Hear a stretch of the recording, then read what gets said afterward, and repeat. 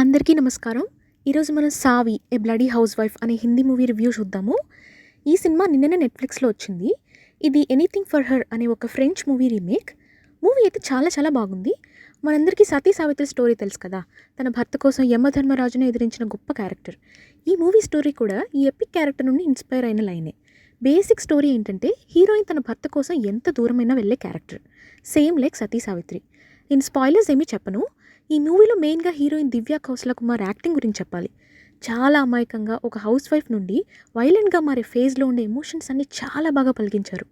100% ఈ రోల్‌కి జస్టిస్ చేశారు. ఈ హీరోయిన్ ఈ movie producer, T series owner Bhushan Kumar గారి వైఫ్ కావడం ఇంకో విశేషం. ఈ సినిమాలో మిగతా కాస్ట్ అనిల్ కపూర్ అండ్ హర్షవర్ధన్ రానే. అనిల్ కపూర్ గారి క్యారెక్టర్ అయితే ఈ మూవీకి చాలా ప్లస్. మన తెలుగు హీరో హర్షవర్ధన్ కూడా చాలా బాగా నటించారు. ఇంకా ఈ మూవీలో మిగతా కాస్ట్ అందరూ కొత్త వాళ్ళు. అందరూ వాళ్ళ వాళ్ళ పాత్రలకు జస్టిస్ చేశారు. డైరెక్షన్ కూడా చాలా బాగుంది. మూవీ సీరియస్గా వెళ్తూ ఉంటుంది most of the time.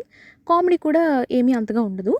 Movie అంతా లండన్లో జరుగుతుంది. లొకేషన్స్ సూపర్గా ఉంటాయి. బీజిఎం అన్న ఒక సాంగ్ చాలా బాగుంది. నెగిటివ్స్ ఏంటంటే లాస్ట్ 1 అవర్ కొంచెం ఇల్లాజికల్గా అనిపిస్తుంది. లండన్ పోలీస్ని ఇంత ఈజీగా మస్కా కొట్టచ్చా అనిపిస్తుంది.